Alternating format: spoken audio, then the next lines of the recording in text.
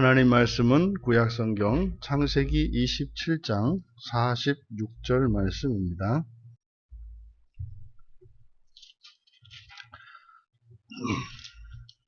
우리 같이 한 목소리로 함께 읽겠습니다. 리브가가 이삭에게 이르되 내가 햇사람의 딸들로 말미암아 내 삶이 싫어졌거늘 야곱이 만일 이 땅의 딸들 곧 그들과 같은 햇사람의 딸들 중에서 아내를 맞이하면 내 삶이 내게 무슨 재미가 있으리까. 아멘. 리브가의 간교한 지혜라는 제목으로 말씀의 은혜를 나누고자 합니다. 이삭과 리브가 이 부부의 상황을 보면 이렇게 심각한 실수와 잘못을 저지르고 정말 이 가정 안에서 일어나지 말아야 하는 이러한 상황이 결국에는 하나님을 믿는 그 믿음이 이들의 삶 속에 어떠한 영향력을 발휘하지 못하고 믿음이 이들의 삶을 이끌어가지 못하고 있기 때문에 자신의 생각과 자신의 지혜로 자신의 힘으로 살아야 한다고 생각하기 때문에 점점 상황이 이제 악화되어가고 있는 것을 우리가 보게 됩니다. 이제 리브가와 이삭의 대화죠. 그러니까 굉장히 성경에서 이삭과 리브가가 이렇게 서로 이야기하는 장면이 안 나옵니다. 그래서 지금 일단은 또 본문에서 보면 리브가만 이야기를 하고 이삭은 아무 이야기하지 않고 있거든요. 근데 어쨌든 둘이 대화를 하는 장면인 것은 틀림없습니다. 모처럼 만에 이삭과 리브가의 이렇게 대화하는 장면을 우리에게 소개하고 있는데, 리브가가 일단 자신의 생각을 이야기를 합니다. 그래서 리브가가 지금 이삭에게 하는 말인즉슨 햇사람의 딸들로 말미암아 내 삶이 싫어졌다. 이거는 지금 앞에 26장 35절에서 아들 에서로 인해서 에서가 해족 속의 딸들과 결혼을 한 것 때문에 이삭과 리브가의 마음에 근심이 되었다, 이렇게 이야기를 했었거든요. 근데 지금 리브가가 이삭에게 햇사람의 딸들, 이제 며느리들을 이렇게 얘기하고 있는 거죠. 그러니까 그런 거 아니겠습니까? 당신 아들의 당신 아들의 아내들, 이런 의미 아니겠어요? 그러니까 당신의 아들인 에서, 그 에서의 아내들인 우리 며느리인 이 햇사람의 딸들, 이들로 말미암아 내 삶이 싫어졌다. 여기서 이제 싫다라고 번역된 말이 쿠츠라고 하는 말인데요. 이 쿠츠라고 하는 말은 그러니까 혐오감을 느낀다, 역겨움을 느낀다, 이런 뜻이에요. 그러니까 이제 그냥 내 삶이 싫어졌다 해서 이게 좀 무료하고 말이죠. 이런 정도가 아니라 인생을 비관하게 되었다는 거예요. 이게 내 인생이 엉망진창이 됐다. 그러니까 내 인생이 망했다. 이런 거죠. 누구 때문에? 그 큰아들 에서의 두 며느리 때문에 말입니다. 그러니까 이거는 지금 앞에 아무 일이, 지금 이 앞에서 27장에서 있었던 이 에서가 받아야 할 축복을 야곱에게 대신 받도록 남편을 속이고 했던 이러한 일련의 일들은 없었던 것처럼 이제 이야기를 하는 거죠. 이게 이제 남성들에 비해서 여성들이 잘할 수 있는 것 중에 하나입니다. 이게 아무 일 없었던 듯이 이렇게 하는, 사실 이 정신이 순간적으로 멍해지거든요. 그러니까 27장에 엄청난 사건이 있었지 않습니까? 그러니까 그걸 건너뛰어서 그 앞에 이제 그 있었던 26장의 이때인 것 같이 만들어 버리는 거죠. 근데 지금 이렇게 리브가가 남편에게 이야기를 하는데 왜 이 햇사람의, 다시 말해 이 해쪽 속의 며느리들 때문에 자기 인생이 망쳤다. 뭐 죽는 게 낫다. 뭐 이런 말 아니겠습니까?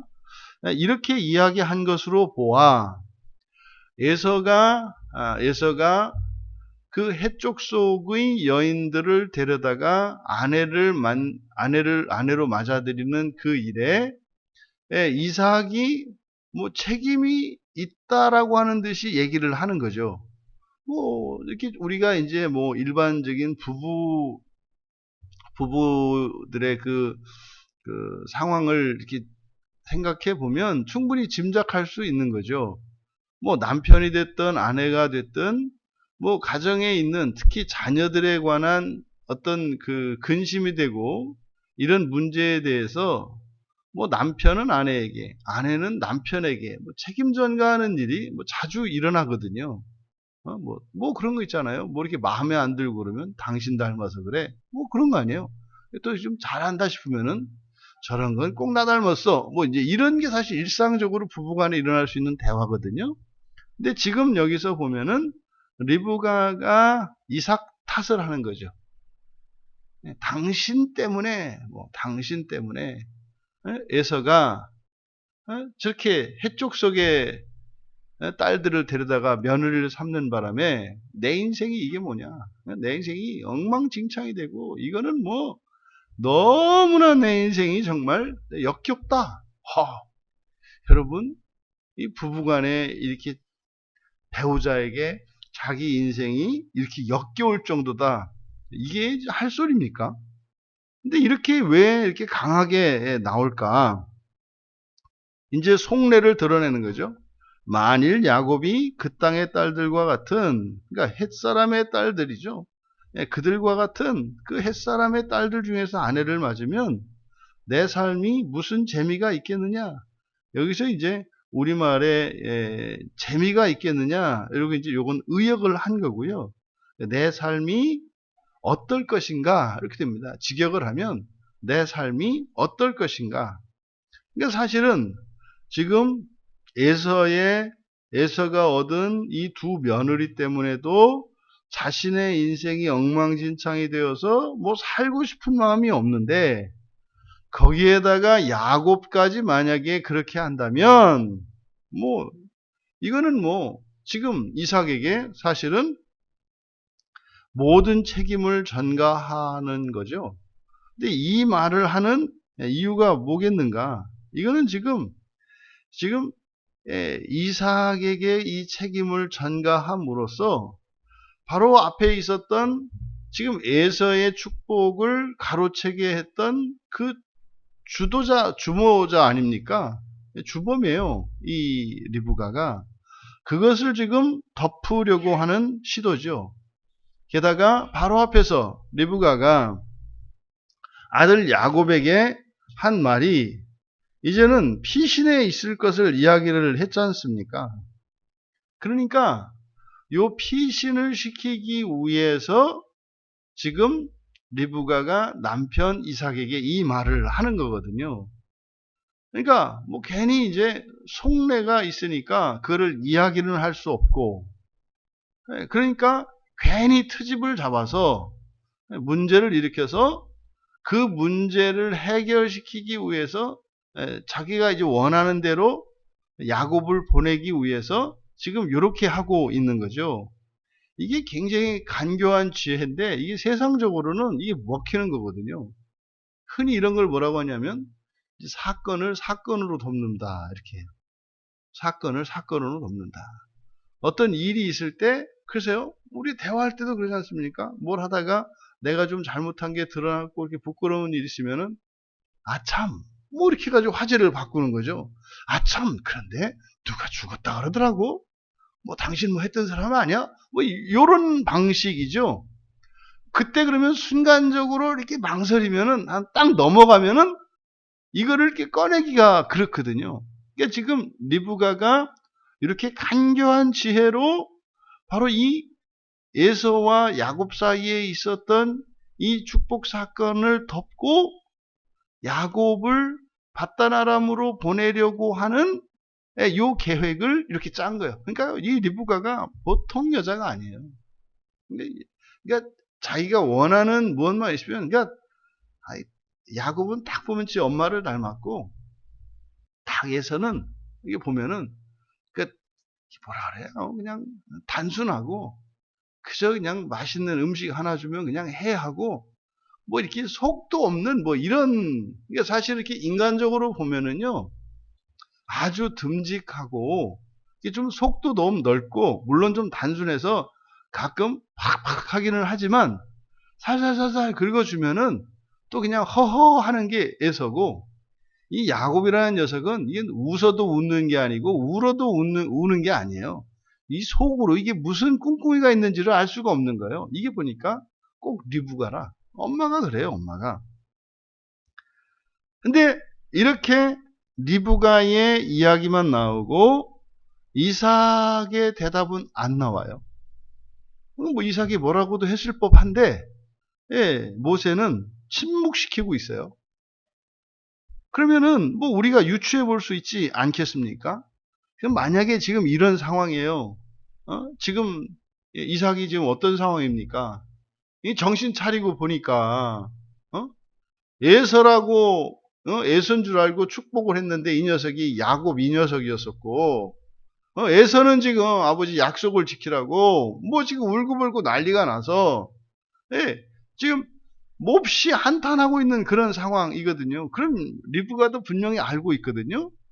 그런데 갑자기 여기 와가지고 에서를 그 두 며느리가 마치 당신 탓이오라고 하는, 이게 지금 불난집의 부채질하는 모양새 아닙니까? 실제로 이 상황에. 그러면요 이삭으로서는 지금 상황 파악을 하지 못하고 철부지와 같은 이 아내에 대해서 격분할 수가 있어요. 아니 지금 내가 축복을 이렇게 해가지고 지금 집안이 엉망진창이 돼서 에서 이 녀석이 지금 나한테 이렇게 하는데 내가 이럴 수도 없고, 야곱 이건 또 어디 갔어? 금제의 콧배기도 안 보이고 이 녀석은 뭐 이러고 있는데 와가지고 갑자기 뭐 그냥 폭격을 해버리니 버럭하고 화낼 수도 있죠. 아니면 마음의 평정심을 유지하고 지금 뭐 아내가 뭐 이런 얘기하는 거 귀 기울이지 않고, 이 사건이 지금 어떻게 된 건지, 야곱이 그런 거잖아요. 에서는 내 아들이고 야곱은 당신 아들이니까, 응? 당신 아들 야곱 이놈이 어떻게 지금 이게 도대체 어떻게 된 사건인지, 당신은 뭐 아는 게 없는지 이런 사건의 전말을 물어봤을 수도 있죠. 또 아니면 뭐 충분히 이삭이 생각했을 때 야곱으로서는 그런 일을 저지를 만한 배짱이 없거든요. 그러니까 이게 보나마나 당신하고 둘이 짝짝꿍 해가지고 한 거 아니냐. 그래서 책임을 추궁할 수도 있는 상황. 이게 실제로 사실적으로는 이삭이 리브가에게 화를 내고 뒤에서 당신이 야곱을 사조한 거 아니냐고 이렇게 오히려 화를 이렇게 내야 되는 상황인데, 리브가가 먼저 그냥 쏴붙이니까 이삭이 얼떨떨한 거예요. 얼떨떨한 거예요.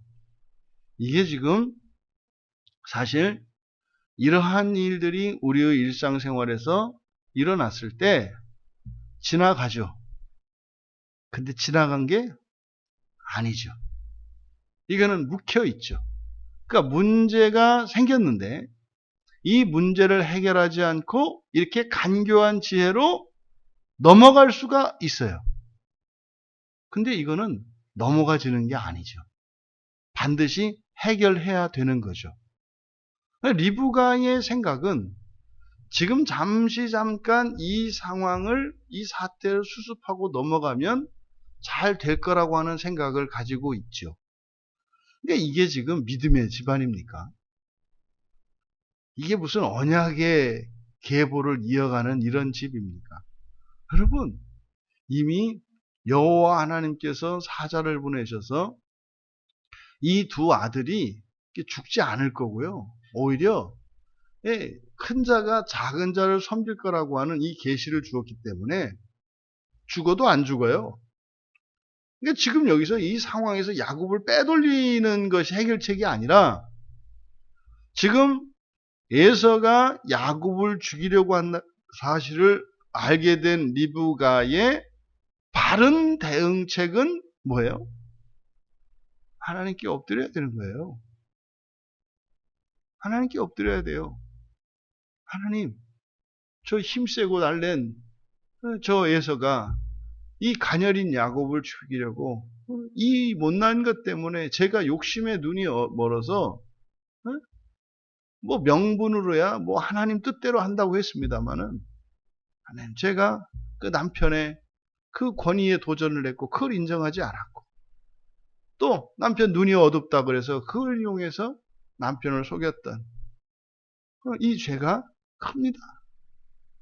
하나님 정말 용서해 주십시오. 그리고 이 두 아들을 화해시켜 주시고 살려 주십시오. 하나님을 의지했어야 되죠. 근데 하나님이 안 보여요. 그러니까요. 지금 당장 에서가 죽이려고 하니까 야곱을 피신시키는 수밖에 없는 거죠. 인간적인 생각으로는.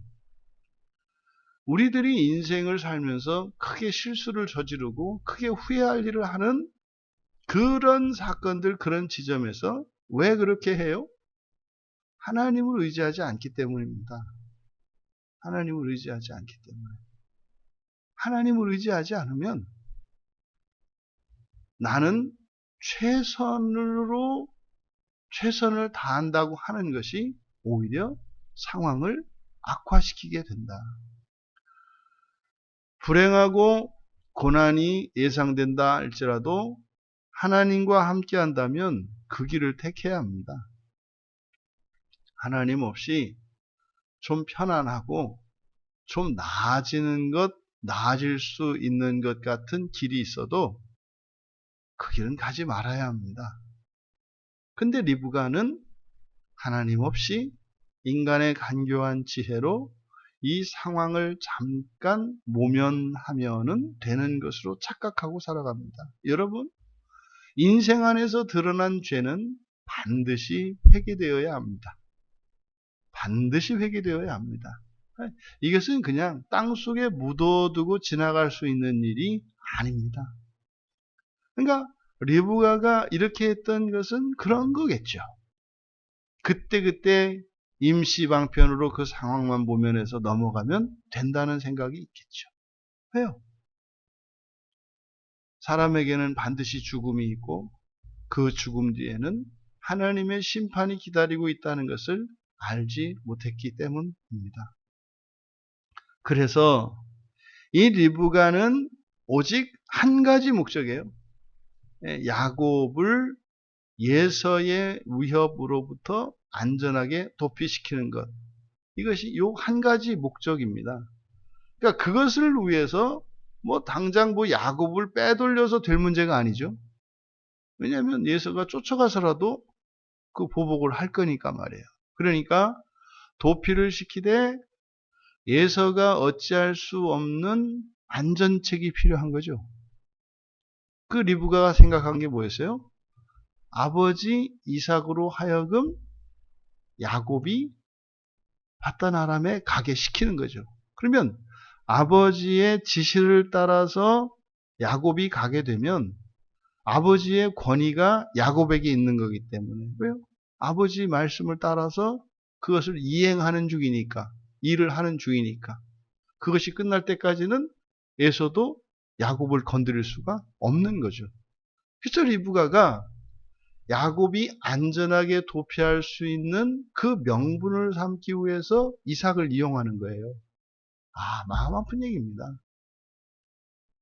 이삭의 그 축복권, 그리고 언약의 집안의 가장으로서 그 권위를 인정하지 않았잖아요. 그래서 하나님의 약속, 그 말씀을 빗대어서 남편의 축복권을 뺏어버렸잖아요. 자기의 뜻대로 했잖아요. 그런데 또 이제 그 권위를 자기의 입맛대로 자기의 뜻을 이루는데 또 권위를 사용하고 있어요. 이게 문제죠. 지도자들이요, 자신의 사리사욕을 위해서 이렇게 이런 권위를 이용한다면, 그리고 그러한 권위를 소중히 여기지 않는다면 그 공동체는 참으로 비참하고 비극적인, 그리고 망할 수밖에 없는 그런 공동체가 되는 겁니다. 이게 신앙 공동체 안에서도 그럴 수 있죠.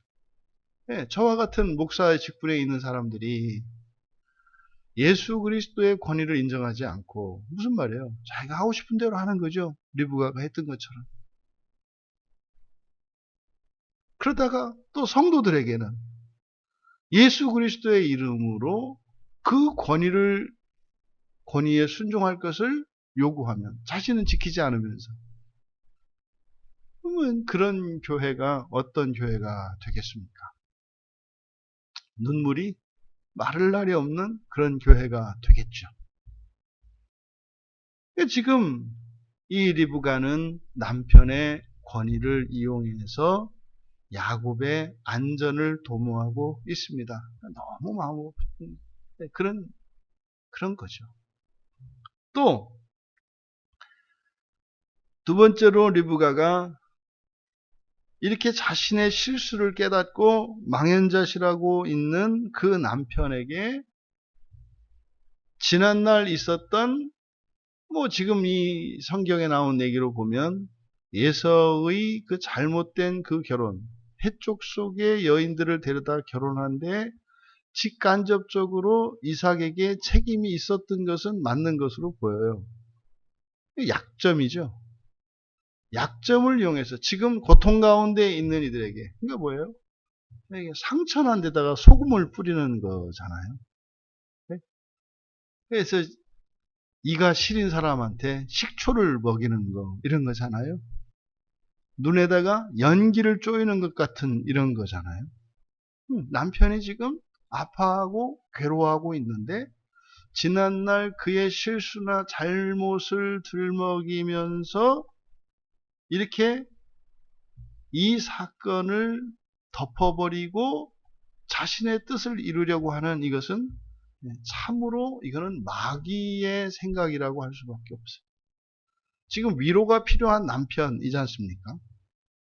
설사 자기가 남편을 속여서 그렇게 했을지라도 지금 낙심하고 있는, 그리고 지금 숨이 깔딱깔딱 하는 상황 아닙니까?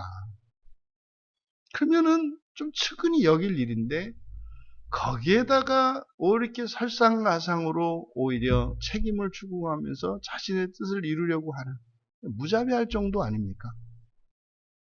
최소한의 이런 부부간의 정도 없는 이런 장면을 통해서 이렇게 언약의 계보를 이어가는 신앙의 집안 안에도 얼마든지 마귀에게 속아서 활용될 수 있다고 하는 사실을 우리는 발견하게 돼요.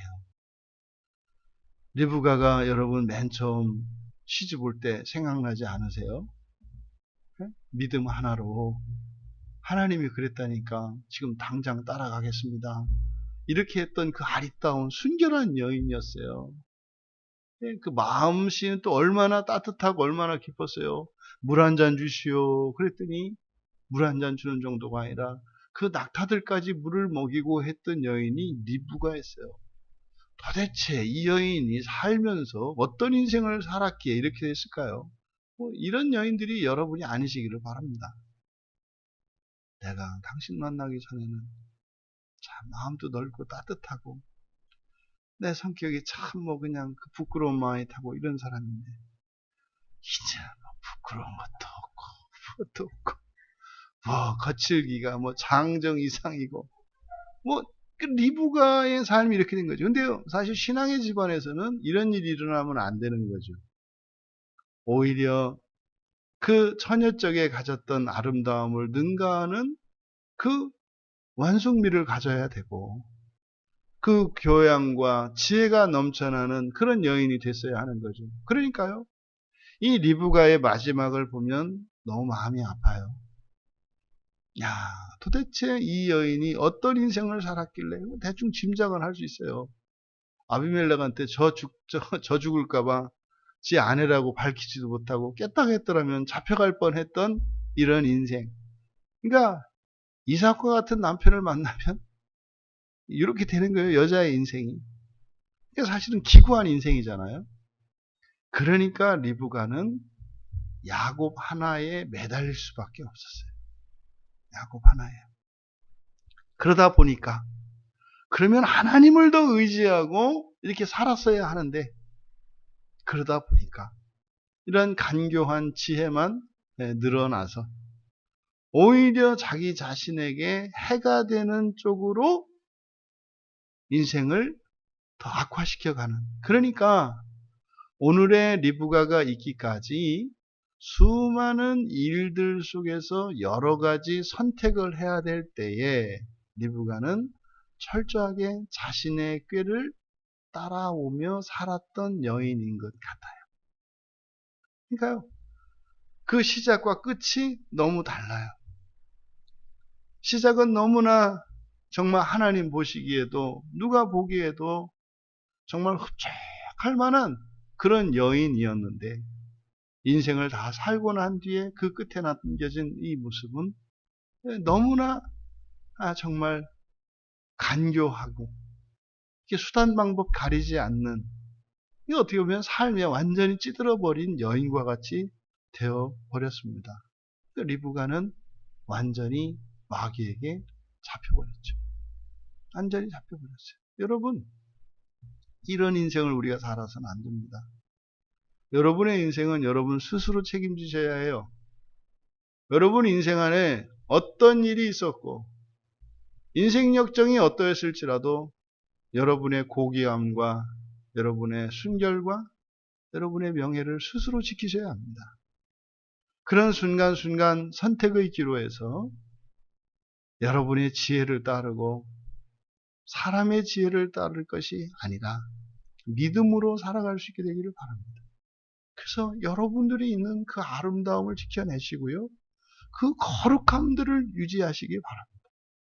그래서 살아서 여러분 삶 속에서 가장 아름답고 고귀했던 순간이 마지막 임종의 순간이 되기를 바랍니다. 그러니까 오늘 여러분들이 지금껏 살아왔던 그 어떤 날보다 더 아름다우셔야 돼요. 더 거룩하셔야 돼요. 더 고결하셔야 돼요. 내일 하루도 나에게 인생의 시간이 주어진다면 오늘보다 더 아름다워지고 더 거룩한 우리들이 되기 위해서 살아가야 합니다. 그래서 처음보다 끝이 더 아름답고 더 거룩한 우리가 될 수 있게 되기를 바랍니다. 마지막까지 인간의 간교한 지혜로 살아야 했던 리브가를 통해서 믿음으로 살아가는 것이 우리에게 얼마나 큰 유익인가 하는 것을 우리가 교훈을 얻을 수 있었으면 좋겠습니다. 오히려 스스로 인생을 더욱 슬프게 만들고 괴롭게 만드는 것이 사람의 지혜를 따라 살아가는 것임을 우리가 잊지 마시고 오늘 하루도 믿음을 따라 때로는 믿음을 지키며 살아가는 그것이 우리에게 고난이 되고 시련이 되는 것처럼 여겨질지라도 물러서지 마시고 믿음의 길을 가시며 여러분들의 거룩함과 아름다움을 지켜내시는 복된 여러분들 다 되시기를 주님의 이름으로 축원합니다. 존귀하신 하나님, 한 여인의 그 아리따웠고 그 순결하였던 그 마음이 인생의 세파를 지나며 참으로 철저히 세속적이고 인간적인 사람으로 변하게 된 한 여인의 삶을 저희들이 잠깐 나누게 되었습니다. 저희들이 이 세상을 떠나 주님 품에 안기는 그 날에 이전보다 더욱 거룩한 자들로 살아가게 하여 주셔서 한날 한날 저희들의 아름다움과 순결이 더하여지게 하여 주시고 우리를 더럽히고 추하게 만들고자 하는 이 사단 마귀의 계략에서 믿음을 지켜내므로 오히려 이러한 세파에 더욱더 우리들이 정금과 같이 연단되어지며 순결한 자들로 거룩한 인생을 살아갈 수 있도록 은혜를 더하여 주시고 복을 내려 주시옵소서. 결단하는 자에게 함께 하시고 복 주시는 우리 주 예수 그리스도를 절대적으로 신뢰하며 의지하게 하여 주셔서 오늘 하루는 물론이요, 인생을 승리하는 저희들 모두가 되게 하옵소서. 감사하며 예수님의 이름으로 기도하옵나이다.